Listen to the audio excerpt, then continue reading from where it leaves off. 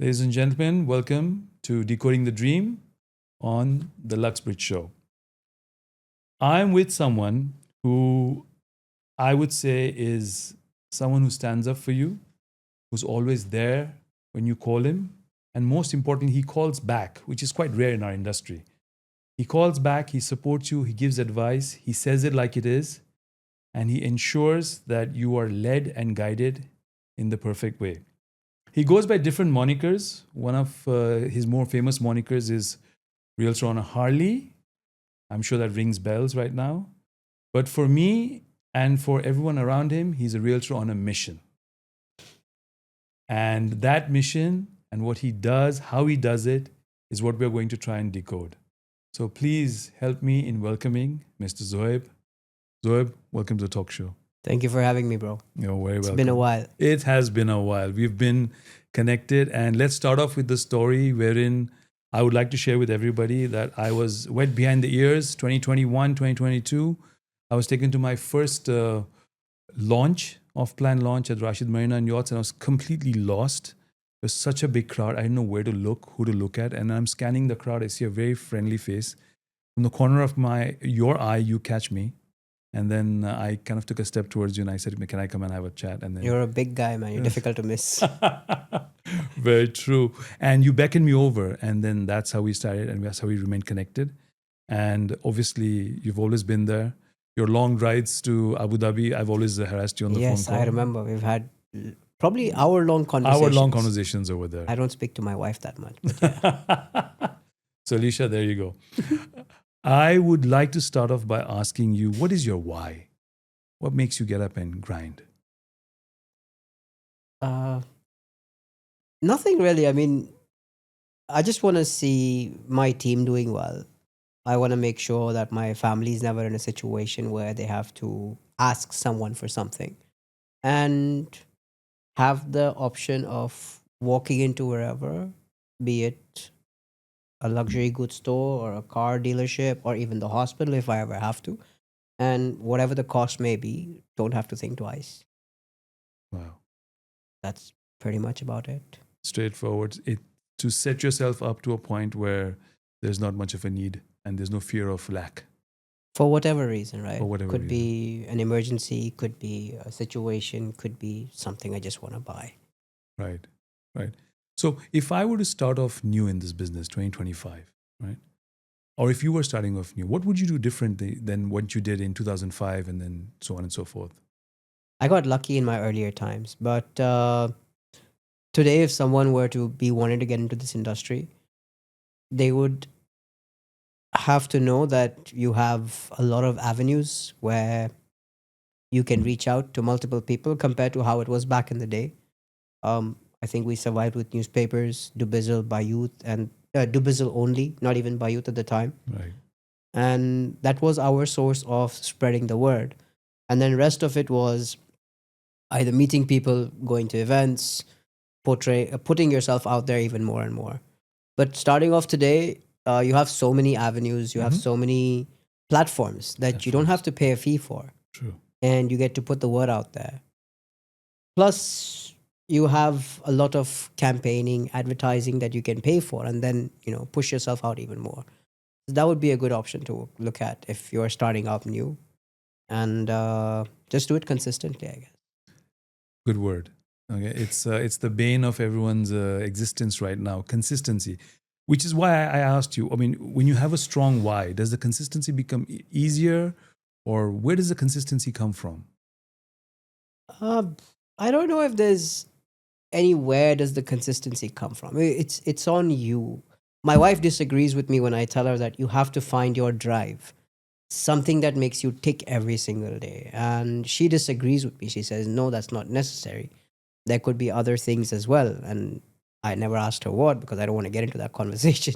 But for me, it's always been a drive. There's something behind me or at the back of my head that I keep in me every single day, no matter what happens. You have a bad day, no one cares.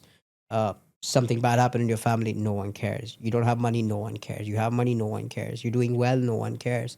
At the end of the day, it's you who's responsible for you. Right. And that's about it. So set your drive if it exists and just keep doing it like you have to every single day. There's such an Arnold Schwarzenegger mentality, and I quote him because that's what he said about going to the gym and working out. That's one place I need to go back. Make that two of us. And he said so. He said, at the end of the day, it's you against you, right? In this business, or any business. He said, if you cannot get yourself to do something, then no matter how sweet a talker you are, you're not going to get other people to do it. True. And that's what he stood by. And it's interesting that someone who's garnered the success that you have, right, and inshallah more, have that same mentality, phrased differently. But at the end of the day, it just comes to that, right? It's you against you. I guess so, yeah. It's pretty much it. So I know that you have a penchant for social media. I mean, it's one of the things that's your calling card and everything. Most people are camera shy, all right? And humanly, it's acceptable. Like, public speaking is the biggest fear in the world, second to heights and so on and so forth, and then snakes. But how did you overcome your camera shy, or were you never camera shy? How does that work? It's funny, this question always comes up. My wife and I were just discussing yesterday evening while we were watching TV at home. And she's like, you were never the kind of person who liked to be popular. You don't like to be famous. You don't like to be taken pictures with. You don't even like being on camera. I mean, when we got married, my wife had to train me on how to smile. Okay, and she used to literally do, Zoheb, 3, 2, 1, smile, and I would smile. And it was still horrible. And honestly speaking, I am still that person. I am not the kind of person that likes to go out and look all, whatever. But at that time, I was in a very dark place in my life because I had lost my son. I'm sorry to hear that. And it was before that I had started social media, and I was doing this through Instagram stories without showcasing myself in it. Right. But this was back in 2018, 2019 when Instagram just introduced stories. And I kept doing this regularly. And then some kids approached me and said, hey, you need to get onto TikTok. And that's the agency I still use. I will give them a shout out if you don't mind. It's Please. K9, Fahad and Majdi. They approached me and they said, you need to get onto TikTok. And at that time, TikTok was a platform for kids to dance on. And I eventually agreed. At the start, it was horrible. For everybody, it's horrible. And I am still a little camera shy, but I'm able to push it out. But yeah, startings are difficult. You have to. One thing I keep in mind always is that if you want to achieve something different, you have to get out of the comfort zone. There you go. And at that time, I knew that the stories were reaching people, maybe 15, 20 a day. Right. But it was getting some traction. So I said, okay, let's try this. This app allows a lot more people to see you compared to stories. Stories, true. So I said, if I have no choice, I have no choice. I need to just get out there and do it. So pushing yourself out of your comfort zone, right, clearly is one of your key aspects, one of the cornerstones of how you deal with yourself and whatever gaps that you may have.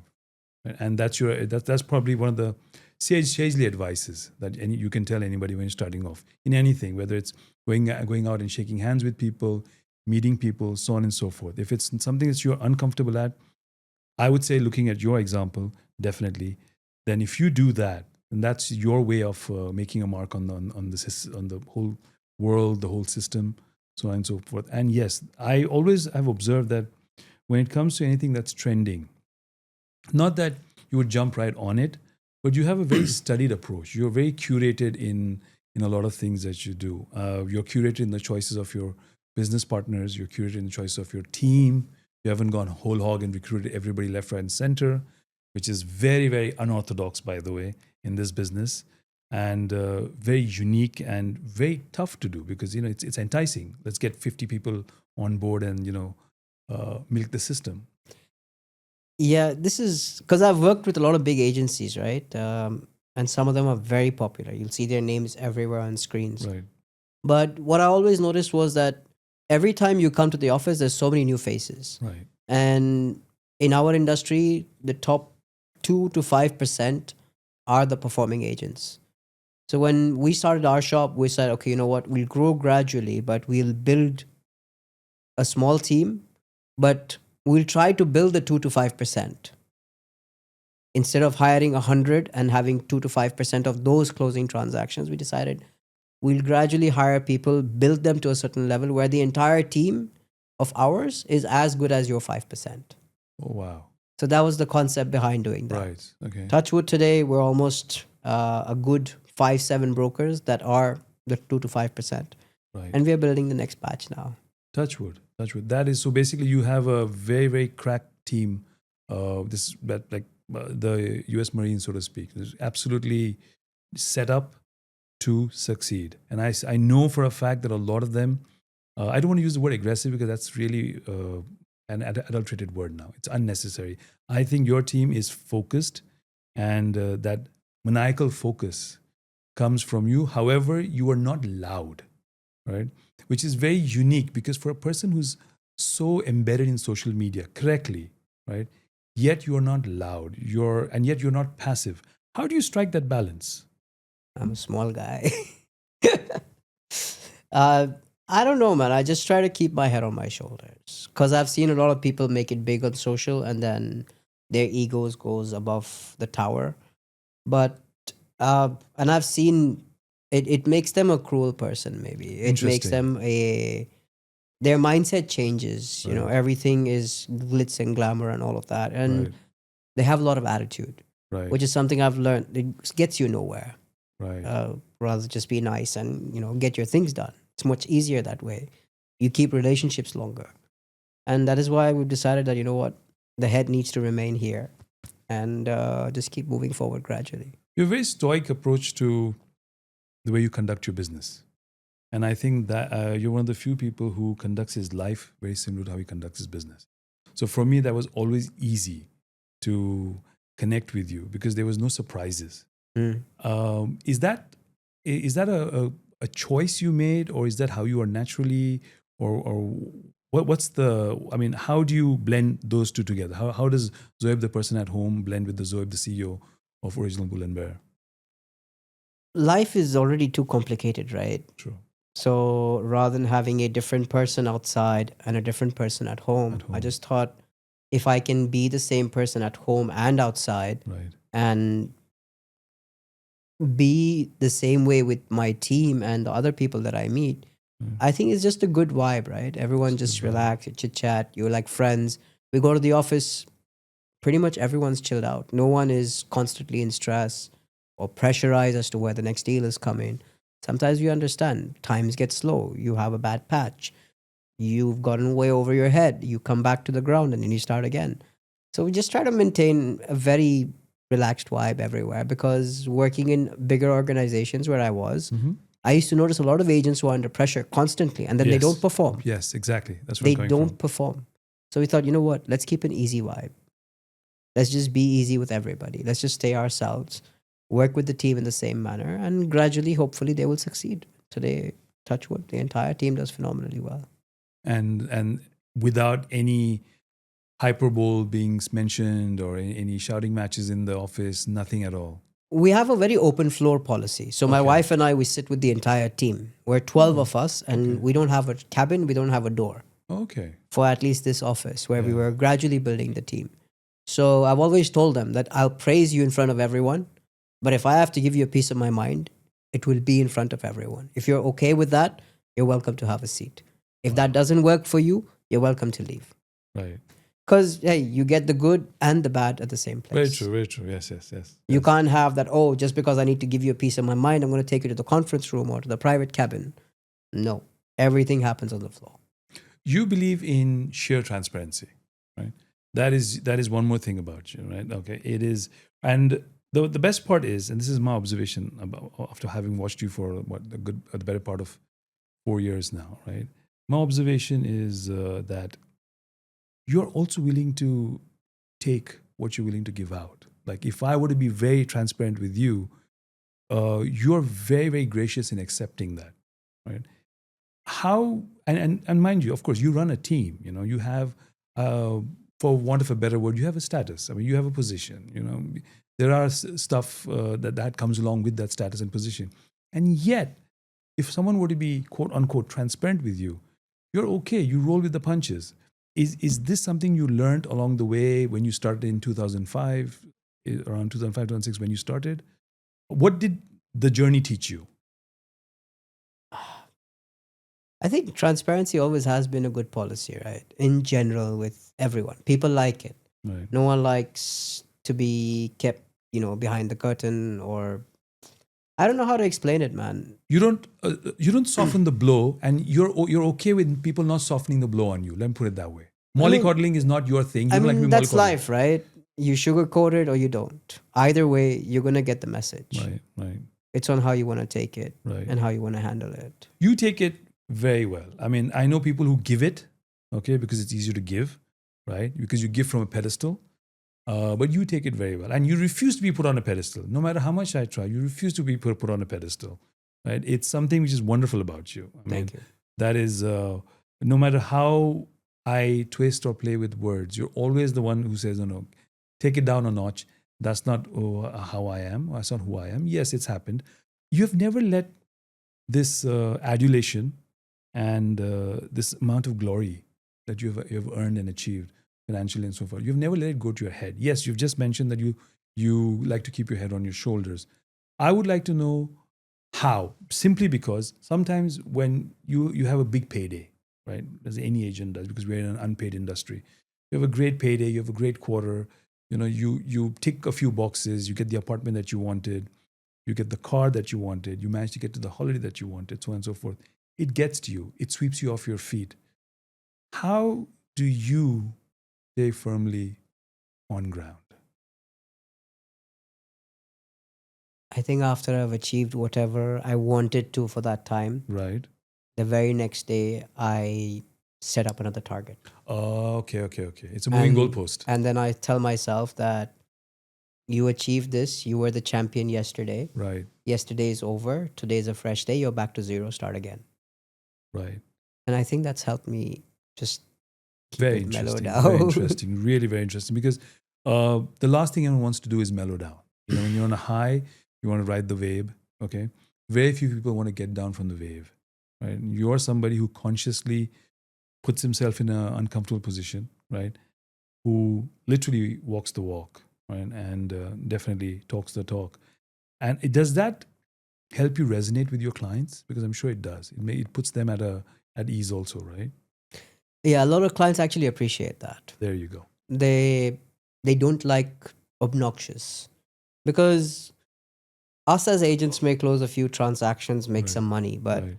that guy has seen 1,000 of us. Right. And Very for true. him to handpick the right one to work with, Right. he wants to make sure that the person is not going to start flying Mhm. because he decided to buy 5, Mhm. I don't know, Oasis villas with him. Okay. Yeah. Because he needs to make sure that the guy I'm working with has Right. his head on his shoulders. Very true. Very, very true. The day this guy starts flying, I know that I might be in trouble because this guy has become too big for his head. Very interesting. Speaking of owners, I know that you follow a philosophy which is quite unique in these parts. You are a buyer's Buyer's agent. agent, right? Yeah, walk us through that, because not very many people do that, if at all any. Are you asking me to compare how brokers chase commission and we work with the buyers? Is that something that you were trying to ask? No, what I'm trying to ask you here is, being a buyer's agent means you have to be very clued in. Okay, it's a lot of hard work, right? Because the buyer could ask you anything. He could say, go and get me this. You need to be extremely well networked, because if you let your buyer down once, he's not going to come back calling again. That's a lot of stress, right? Mm-hmm. How do you equip yourself to deal with that? Because people depend on you, right? Now I'm a buyer. I'm going to say, I'm writing you a check now, Zoheb, but I need it within this timeline. That's pressure right there. I've lost a lot of transactions in the past. Okay. But again, kept keeping the focus on no matter what. Many times buyers have left and gone and worked with somebody else. But gradually over time, I've made sure to build my relationships in the right places with the right people. Right. Having the bit of presence that I have on social has also helped me leverage on that. And now I get access to a lot more places and a lot more product that I want. So there you go, right? Everything ties back to that, right? So it's like, it's not that what you do now gives you result now. Let's Of put that course. out there right now, right? For sure. You have been December 18th, 2018, right? Walk us to that day because you made a post about that. We just shared that post. That was life changing. I always appreciate Daniel. He's been a good friend and a good advisor as well. Uh, one of my other friends that I used to work with earlier, Asad as well, he's been a driving Asad factor. creates of Asad creates, Yes. exactly. Asad has been a good driving factor from back in the day. Daniel organized an event where he wanted to showcase why real estate for social media. And I think it was early morning on a Friday when Friday used to be off. Yeah. And we drove down to the cafe. I think it was Muruj Rotana at the time. Mm-hmm. And he did a little seminar for like, Right. I think 3-4 hours. Ooh. And he's like, all the guys go out and buy like a handy cam or something or the other. And barely any money in my pocket. I was like, okay, you know what? Let's go buy it. Didn't use it at all. But along with Asad and along with Daniel's guidance, gradually built on it. If I hadn't attended that event and if I hadn't met with Asad and K9, I don't think I'd be where I am today. So, yeah, it was quite interesting. He walked us through very basic points, Mm-hmm. but I think from there, maybe 1 or 2 people took it, implemented it, Of course, that's always the case. made it right? religion, and kept going on. Made it religion. There you go. Eat, sleep, breathe, pray, whatever, right? And that's how you carry it forward. So, did you know? And I'm asking this question simply because there are a lot of people who are going to wonder, right? Everybody wants a sure shot, right? Everybody wants a sure shot. They're like, okay, you know what? If I do a TikTok reel today or whatever, all right, where's my result coming? Otherwise, I'm not going to do it. So my question to you is this. Did you know at that point in time, when you bought the Handycam and so on and so forth, that 2025, you would be who you were on all these platforms? Good question. Today, you'll hear a lot of people say, I want to build my brand this way. Correct. But if you think about it, Right. any big brand today, when they made the brand, Right. never knew that they were going to become the brand today.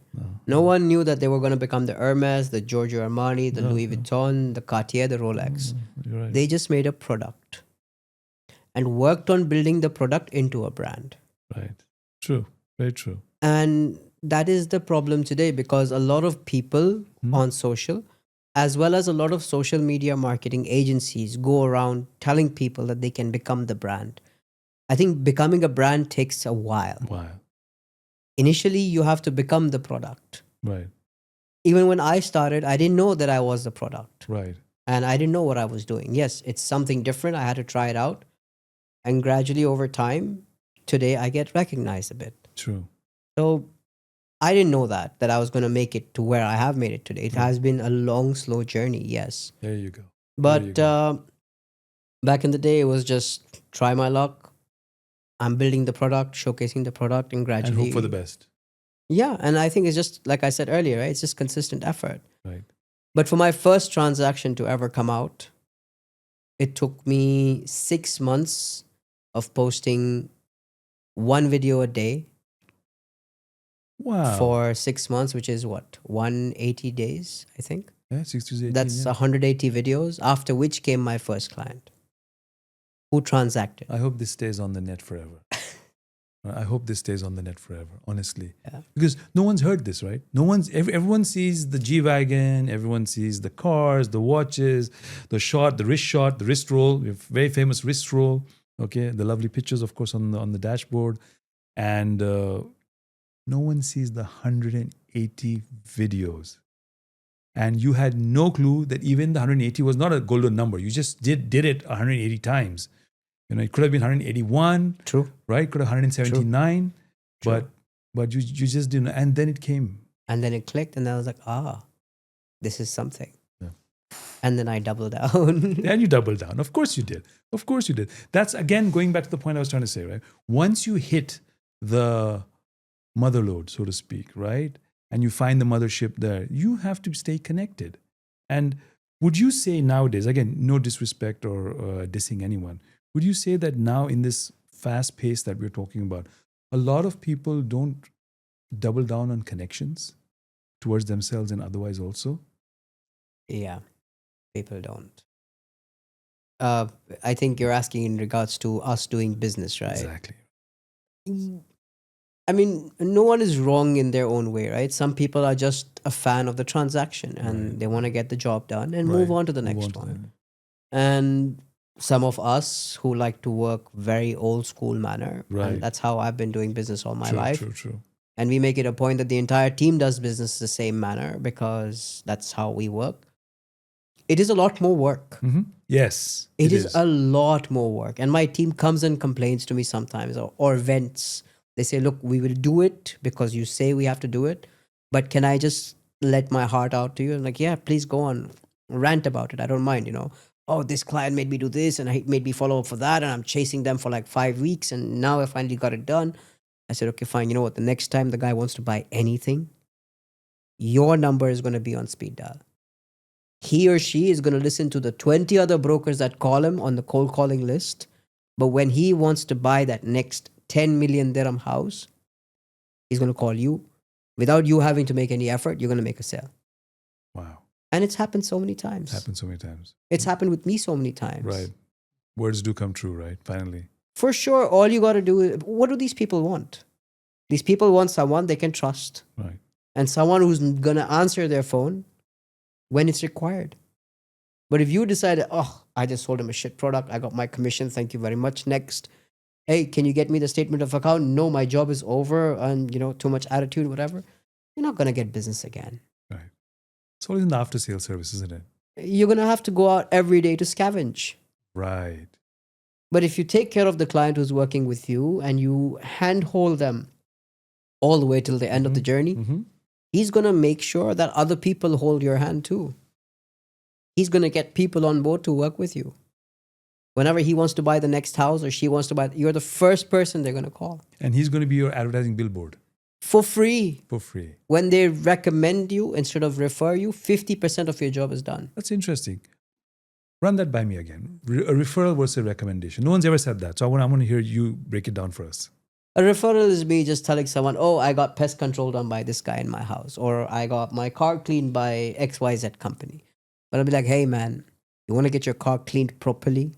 Use this app. They are the best in town. So there's passion behind the referral. 50% of the salesman's job is done. So the passion behind the referral plus passion plus honesty from the referee. It's like a recommendation rather than a referral. Referral, that's right. Yeah. He pushes the guy. Yeah, because the person who's asking is somebody he trusts. So if you ask me, like, hey, Z, where do I get my car wash from? And you trust me to ask me that. Right. And I'll tell you, hey, use this particular app. They're really, really good. Right. And you'll be like, okay, you know what? I'm going to do that. Yeah. You're not going to bother looking at another app for 5-10 dirhams. Blind faith. And that's because that particular person showed up even when it didn't matter to him. Right? Even when he wasn't going to make anything. Want to make anything. There you go. And this has been, again, such a symbol of the way you work, Z. And I say this because I've watched you from afar. And one of the best views you can have is when you stand far away and you see someone operate, right? And you operate so differently.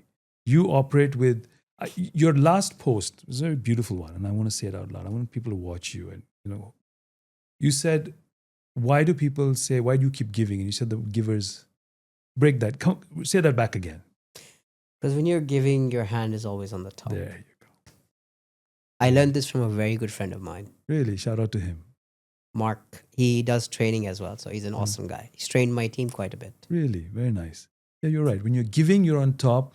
And you said something else. Hang on, let me complete that. You're just being shy and you're being very to yourself. What you also said beautifully was, when I give, I've never lost when I've given. I've always gained when I've given. Right?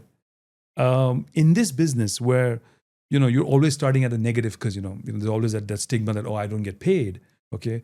So it's all about, if you pay me, I will do it. Okay. Everything else is extra. How important is it to have this mindset where I always get when I give? It's helped us shape everything. I mean, a lot of people ask me, small example, when I give out my clients to my team, I have every single agency owner I know, every single agent out there in the market. Like, you give your clients to your agents? I was about to say, wait, what? Yes, I do. And I don't change the commission split either. It's 50-50, it's 50-50, no problem. Right. Just make sure you take care of them the same way I take care of them. That's right. And I've seen my team grow that way. And Very automatically, with their success, we are also becoming successful. I cannot be the greedy owner of the company all the time. Right. This way, I build people who will be by my side for maybe 5, 7, 8, 10 Loyalty. years. Loyalty. And during that period, they're having a killer time. They're making bang for your buck. They're making amazing money for themselves. Shout out to my CEO, John Spino, who does the same for his team. Shout out to him. You're the two people, and I'm sure there are others also, obviously. I've been very blessed to be around all companies like this. But yes, I completely agree because I've seen it with my own eyes.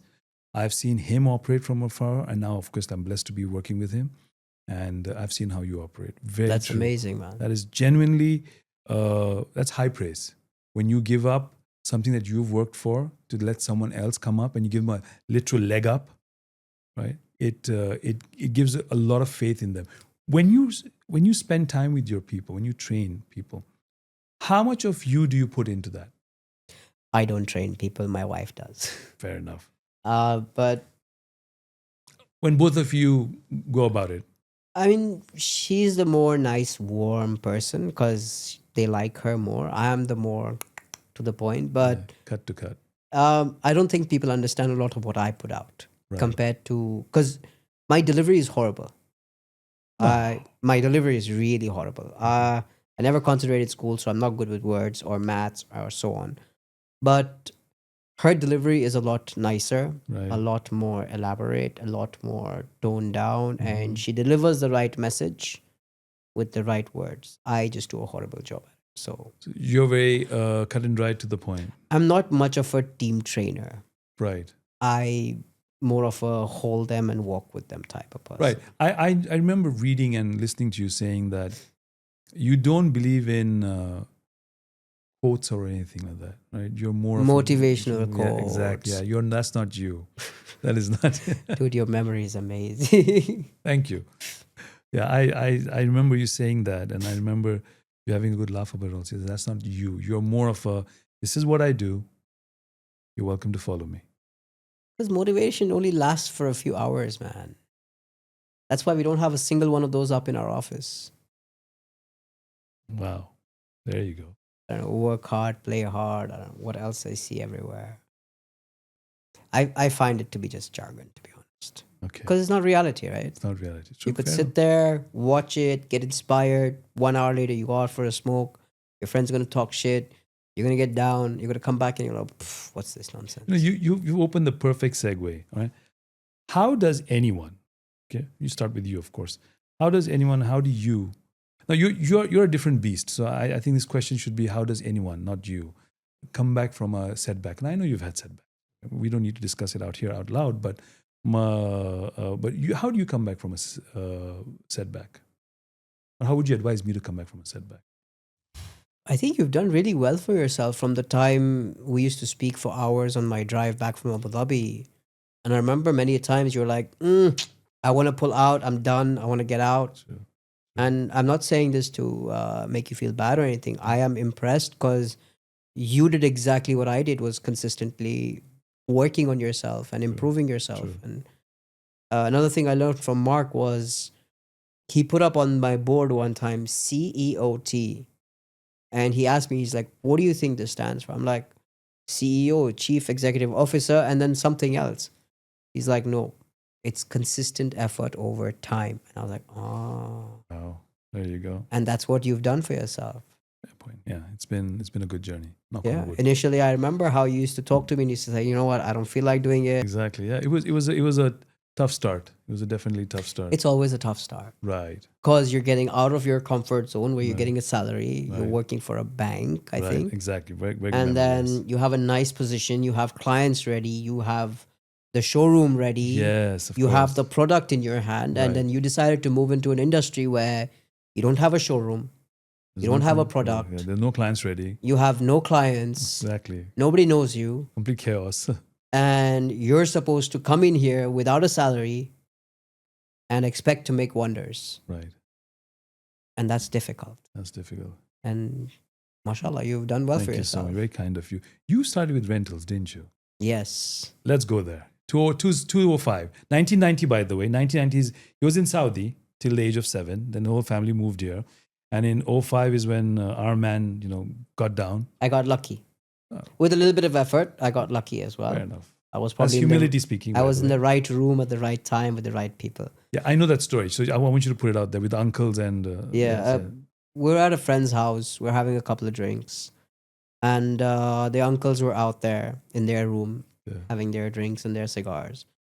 And one of them was complaining about not being able to buy a parcel of land. And this is back in 2005. And I was like, it was all new for me. I dropped out of college, wasting my life. I walk into the room and I was like, and this is the father of my best friend at the time. Right. And I asked him, I said, what are you looking for? He wanted a particular parcel of land. So I said, okay, let me go and try it since you're not able to get it. Of course, it was a snarky smirk, like, okay, what are you going to do if I couldn't do it? Right.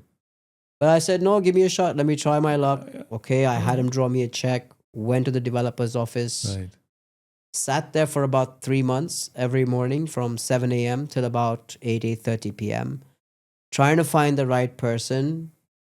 3rd month in, close to giving up, not able to find the bridge.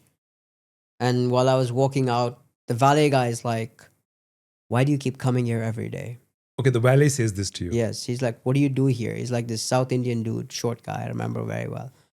And I was like, listen, my uncle wants this and I'm not able to find it. And I'm here every single morning and I leave every single evening with nothing in my hand. Right. So he's like, oh, I parked the car for the guy who makes the decisions. I said, okay, I want to meet him. Whatever you want to do on the comm, split 50-50, no problem. Let's just do it. So he's like, okay, fine. Come tomorrow morning, 9 a.m. Again, next morning I was there 7 a.m. The guy shows up at 9. I see him take his car, park it. And then the valet comes to me. He's like, listen, 9:30, meet me at this door. We go there. The valet comes, takes me inside, speaks in his broken Arabic at the time. I don't understand anything. So the guy asked me, he's like, what do you want? I said, oh, my uncle wants this parcel of land. And he's like, I see you here every morning before I reach and every evening after I leave. Before I leave, I still see you here. I said, yeah, I'm trying to find you, I guess. So he's like, okay, fine. Usually we don't entertain you like this because you're not a broker, you're not XYZ. But what you're asking for belongs to somebody who will not give this up, or we cannot take it from them. So you understand. I said, okay, fine. He gave me a proposition of the next door parcel and he's like, try this one. I think this is a better one. We have some preliminary drawings. I'm going to show it to you why. Make you understand how the building is placed so your product will come out nicer. But what you're asking for, you cannot get, but you can get the one right next to it. There was a plot on the water. Oh. I went back to my uncle, tried to explain to him. He said, no, this is what I want. I sat him down the same way this guy sat me down. And I'm like, look, this is the proposition. They're willing to give the drawings and this is how it looks. It'll do better than what that one is going to do. Of course. He said, okay, fine. Came back the next day to the office. He said, okay, I like it. Did the transaction. 2 months later, I got paid about 150 grand, which I split half with the valet. 2005. Yeah. And after that day, I said, this is what I want to do. There you go. I don't mind sitting in somebody's office for 3 months. It gets the job done. So 90 days, 12 hours a day, and someone, for want of a better phrase, who is at the beginning of the totem pole opens the door for you, right? And mind you, this is for everyone listening. It's not like the man on the top didn't see him. He saw you, and then when the right opportunity came, he acknowledged the fact that he saw you. And again, it's so interesting, right? It appealed to him. That was a gesture on his part. Like, the kid is a hustler. Everybody likes somebody who works hard. And I think we keep repeating that thing over and over again, right? You appeal to people when you're genuinely there. You genuinely show up. And again, you had no clue it would take 30 days, 60 days, 90 days. You had no clue, right? but you were pretty much close to the point where that you have no choice because you were on the clock, right? And I think that has been once again the trend in your career, which is the beautiful part. I mean, you walk the walk, you definitely have the talk that backs it up, and I think that's what all great players or consistent players always have that, right? They can talk, but they can also back the talk with the walk. And I've noticed that in your stories. I love the fact that this I asked you this because I know it's out there, but I need people to hear it again and again because this is a great story. 2005, a lot of things are out of place, right? A lot of the tools that we have are not there, and here you are. And when one and I love the fact that you split. You stood by your word. You split the comms, right? By comms, he means compensation. He means the commission, right? Just for everyone out there. But man of his word, all right? And that's one more thing about you. I want to make this a fanboy moment also. You said you would show up. You showed up. You've always showed up. And I've said this at the beginning of our start of our talk show. You always call back. I try. You've had 100% strike rate with me. I have a lot of people swearing at me, including my clients, but I try. You do. What is your sequence? Like, how do you set up your day? How do you put all of this together? By the way, it's a Sunday, right? It's a Sunday. We've had a long weekend. This gentleman is still grinding, and I'm going to go to the grind in a minute. But tell me, how do you set up your day? Google Calendar. I love that thing. Really? There you go. Shout out to Google Calendar. Everything just goes in there. If I want to call, someone wants to set up a time, before I hung up, I make sure I add it up right there. Right up right there. The DNA of the country that we live in, beautiful. Right? It's all about the grind. It's all about the hustle. It's all about doing it behind the scenes before coming out there. We've come through so much, the 05s, the 08s, the 014s, The COVID, whatever you see. We always have an answer which puts us right back on top and takes us to where we need to be. You embody that DNA. You're a lad that grew up here. We were both from the Gulf, but you're obviously from Dubai. You're a Dubai lad. This DNA is in you. I want to understand how this DNA got into you. I just saw our leader doing this Right. day in and day out, Day in and day out. without thinking what's going to happen, without expecting anything in return. Right. In COVID, small example, they didn't have to line the streets with, I don't know, this disinfectant medicines or whatever. Exactly. They didn't have to set up field hospitals. My Right. wife volunteered for Dubai Ambulance. I know how they did things. Oh, wonderful. They didn't have to make facilities. I mean, I have heard domestic help, housemaids, ladies say that when I was in the facility, I was fed 3 times a day. I was asked how I'm wonderful. feeling. I felt like I paid money to live in Burj Al Arab. That's how amazing it was. Wonderful. They didn't have to. That's right. The entire world didn't. Yes. No, not at all. Nobody did True. in the entire world. True. The richest countries didn't. They left everybody out hanging. Manage yourself. Yes, we have healthcare, we have this, we have that, but that's the end. That's right. No one's going to do anything additional for you. Here, they did things so differently. Very true. Very true. And I don't think our leader did it with the expectation that, okay, after this it's going to be, wow, everyone's going to love me. No, he just did it because It was the right thing to do. it was the right thing to do. And he is that kind of person. Right. And you see the results and you see the rewards right after that. And he's been doing this since the start. You believe in the grind, right? You grind yourself. Yes. Right? That is the one thing that never changes about you. 8 days a week. 8 days a week. Perfect. Exactly. Right. 8 days a week. Right? 1 day short. Yeah. 1 day short. Exactly. Unfortunately. Yeah. Yeah. Look, so this year around, okay, I have started a gratitude section. Okay. All right. Now, as we sadly come towards the end of our talk, I would love to sit here and talk more with you. It's a section where whoever I've invited, I sort of speak on behalf of everyone who's watching as a mark of gratitude from all of us to you Right. Zoheb, you've just been exemplary. You have led by example. You have walked the walk, talked the talk. You have stood up for what you believe is right. You have always, always, always tried to keep things fair, as fair as possible, even at the cost of your own sanity, maybe your own profits, so on and so forth.